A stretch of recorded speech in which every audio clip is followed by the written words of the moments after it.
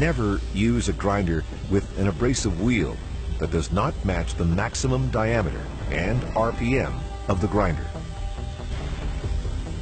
Never use a grinding wheel without a guard.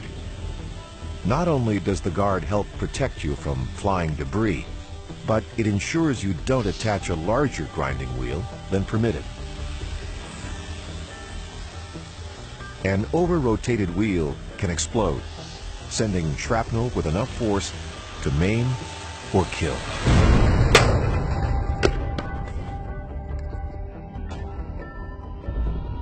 Don't use a grinder without a guard.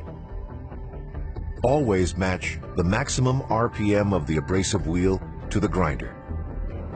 And wear your personal protective equipment.